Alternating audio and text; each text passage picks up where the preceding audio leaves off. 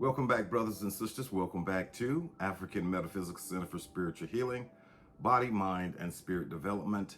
I'm your host, Kufuamin Ra, your metaphysical practitioner, Reiki master, Qigong instructor, Bond practitioner, and mystic. Today's topic is spirituality and connecting with loved ones who are religious. I get asked this a lot.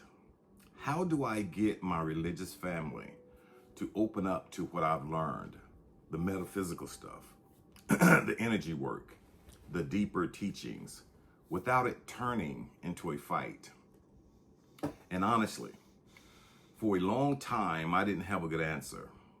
I used to think if I just explained it well enough, if I found the right words, they'd finally get it. It never worked. I just made the atmosphere more tense. What actually shifted things for me was going back to the oldest teachings I know, Bon, Taoism, and the metaphysical principles underneath both of them. And they all say some version of the same thing. You don't open people up by pushing. You open them up by becoming someone worth being curious about. From the Bon tradition, this is the oldest wisdom lineage of Tibet, older than Buddhism.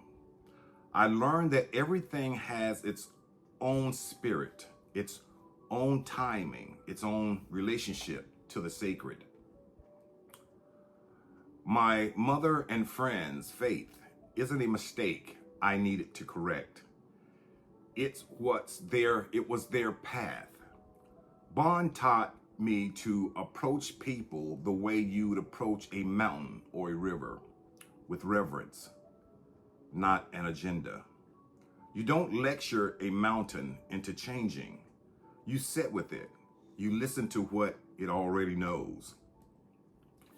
From Taoism, the idea of wu-wei, non-forcing, completely rewired how I show up with my own family and friends.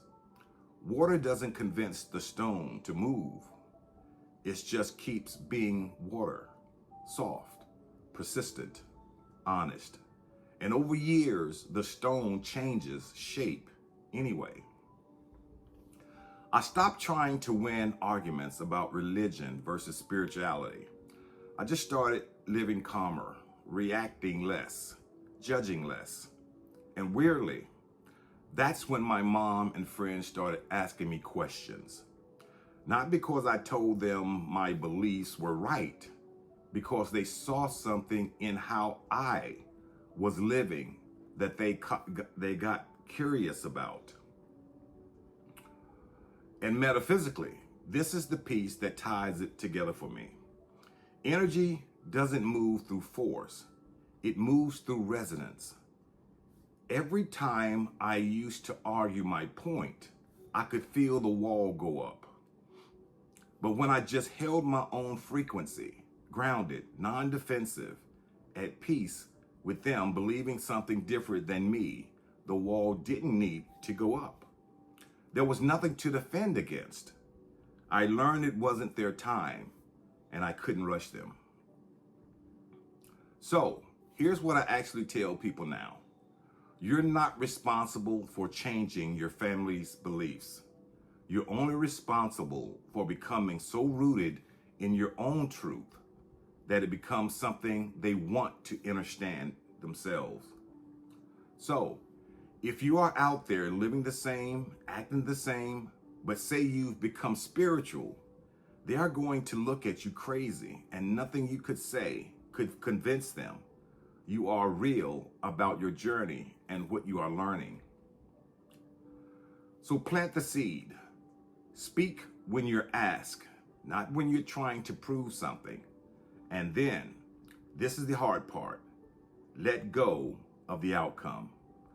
Let the source, the Tao, God, or anything you call the one, let the spirits, let their own timing do what your words can't. That's the whole teaching, honestly. Reverence over correction. stillness over persuasion, trust over control. Thanks for stopping in. Ashe, ashe, ashe.